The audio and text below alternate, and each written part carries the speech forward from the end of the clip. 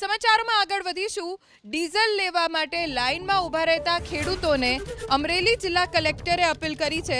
Diesel માટે line લગાવતા ખેડૂતોને અમરેલી જિલ્લા કલેક્ટરે કહ્યું છે કે અફવા ઉપર ધ્યાન ન આપવું, ડીઝલ પૂરતા પ્રમાણમાં મળી રહે તે માટે સપ્લાય ચાલુ છે।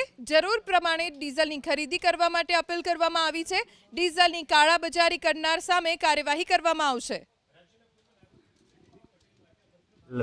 જિલ્લાના અંદર પેટ્રોલ અને ડીઝલના સપ્લાય તરત જ ચાલુ છે અને પેટ્રોલ અને ડીઝલના સફિશિયન્ટ પ્રમાણમાં સ્ટોક મોજૂદ છે।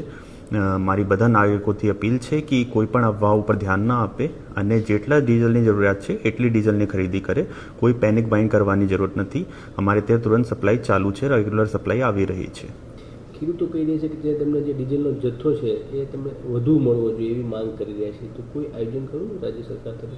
રાજ્ય સરકાર તરફથી પણ જો ફ્યુલ સપ્લાય છે એના માટે નિરંતર પ્રયાસ કરી રહ્યા છે કે જેટલી જરૂરિયાત છે એટલા પ્રમાણમાં ડીઝલના જથ્થા ઉપલબ્ધ હોય અને સાથે સાથે કોઈ પણ બ્લેક માર્કેટિંગ અને સ્ટોક હોર્ડિંગ ના કરે એના માટે અમારી મામલેદાર, ડેપ્યુટી મામલેદારની ટીમો પણ સતત પેટ્રોલ પંપ ઉપર નિગાહ રાખી રહી છે અને વિઝિટ પણ કરી રહી છે।